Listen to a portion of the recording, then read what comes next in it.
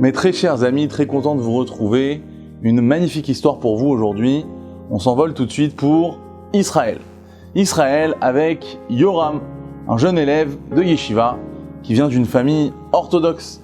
Après plusieurs années d'études de Torah, il entame les Shidduchim, donc les rencontres en vue d'un mariage. Et quelques mois plus tard, il célèbre déjà ses fiançailles à la grande joie de toute la famille. Et voilà qu'en retournant à la Yeshiva, après les fiançailles, un élève s'approche de lui et lui dit « Tu es au courant que ta fiancée est une convertie ?» Alors Yoram a l'impression d'être frappé en plein visage. Il lui répond « Mais une convertie ? Mais pas du tout. Mes parents et ma grand-mère ont pris des renseignements sur sa famille. Ils sont religieux depuis toujours. Son père étudie la Torah toute la journée. Ses frères sont tous à la Yeshiva. Tu dois sûrement confondre avec quelqu'un d'autre. » Mais le jeune homme persiste.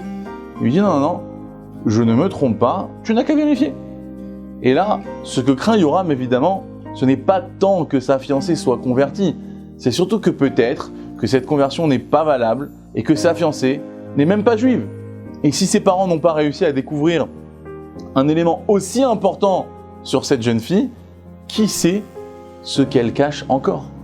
Alors les parents de Yoram informent le chatran, celui qui a joué le rôle d'intermédiaire entre leur fils et la jeune fille. Très surpris, il leur demande un moment pour vérifier. Une heure plus tard, il les rappelle et leur dit « Cette information est fausse. C'est un malentendu. La jeune fille n'est pas convertie, ses parents non plus, ni aucun de ses grands-parents. Ce n'est que l'arrière-grand-mère du côté du père qui a effectivement été convertie. Ses parents étaient des paysans d'Ukraine. Le père portait un prénom juif, Shimon, mais apparemment, lui et sa femme n'étaient pas juifs. Leur nom de famille était Vitiuk. En entendant ce nom, la grand-mère de Yoram, qui vit avec la famille, fond en larmes sans pouvoir s'arrêter.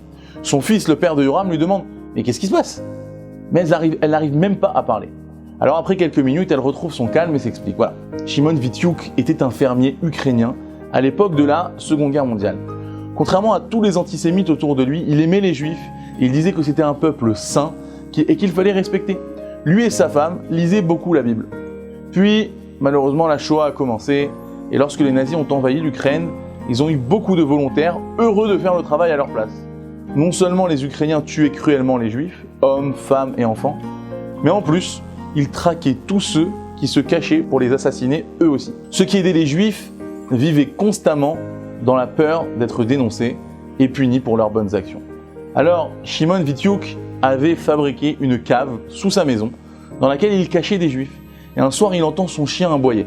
Il sort, il essaye de voir ce qui se passe, il aperçoit une femme juive qui tente d'échapper aux nazis. Affolée, elle arrive devant chez Shimon et elle sort une bague en diamant et lui dit « Pitié, cette bague est à vous si vous me cachez. » De manière surprenante, Shimon prend la bague et conduit la femme dans sa cachette. Mais un jour, une rumeur se répand qu'un groupe de juifs a trouvé refuge chez lui, ce qui contraint Shimon à leur demander de chercher un autre abri car les nazis n'allaient pas tarder à débarquer et à les découvrir. Alors que la femme juive s'apprête à partir, Shimon tend sa bague en diamant.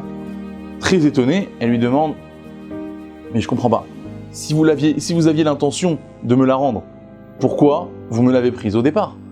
Shimon sourit et lui répond « Non, mon but était que vous vous sentiez à l'aise ici. Je voulais que vous mangiez à votre faim, sans honte, en sachant que vous aviez payé votre dette envers moi. Maintenant que vous partez, je vous la rends, elle est à vous. » Émue, la femme le remercie chaleureusement et l'inonde de bénédictions avant de le quitter. Quelques heures plus tard, les nazis arrivent et menacent de torturer Shimon s'il ne révèle pas l'endroit où se cachent les Juifs. Shimon sait qu'il ne pourra pas résister à la torture, qu'il sera obligé de tout leur avouer et qu'on l'exécutera pour tout ce qu'il a fait de toute façon. Il se rappelle alors d'une ruse qu'il avait lue dans un épisode de la Bible où le roi David s'était fait passer pour un fou afin d'échapper à la mort. N'ayant plus rien à perdre, il décide d'utiliser la tactique de David.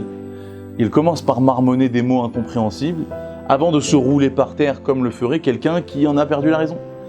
Et le miracle s'est produit. Les nazis ont été convaincus de sa folie et l'ont laissé tranquille. Alors la grand-mère termine son récit en disant « Voilà l'histoire que j'ai entendue sur Shimon Vitiuk. Et vous savez d'où je la tiens ? De la femme qui l'avait cachée, car c'était ma mère. Et elle parlait constamment de ce Shimon qui avait sauvé sa vie. Et se tournant vers Yoram, elle lui dit « Tu vas te marier avec une descendante de ce grand homme. C'est un immense mérite pour toute notre famille. Tu peux en être fier. » Alors stupéfait et ému à la fois, Yoram et ses parents restent bouche bée devant une telle histoire, et on peut le comprendre. Mais ce n'est pas terminé, la grand-mère demande ensuite à rencontrer quelqu'un de la famille de Shimon qui pourrait lui en dire plus sur lui, et il s'avère en fait que l'arrière-grand-mère de la fiancée, donc la fille convertie de Shimon, est encore en vie.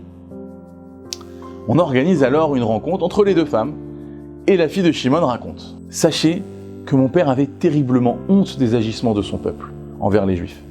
Il aurait aimé se convertir, mais il n'en a jamais eu la possibilité.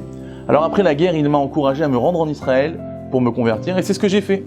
Vous n'imaginez pas à quel point je me réjouis de ce mariage entre nos deux familles. » Puis la grand-mère de Yoram va le voir et lui demande « Dis-moi, tu as déjà acheté une bague à ta fiancée ?»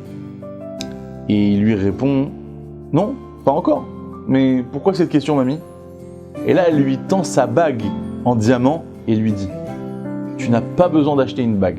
Voilà celle de ma mère, c'est celle qu'elle a donnée à Shimon Vitiouk en échange d'une cachette avant qu'il ne la lui rende un peu plus tard. Donne cette bague à ta fiancée et qu'elle soit un rappel de la merveilleuse providence divine qui a réuni la descendante du sauveteur avec le descendant de celle qui a été sauvée. » Shabbat Shalom à tous.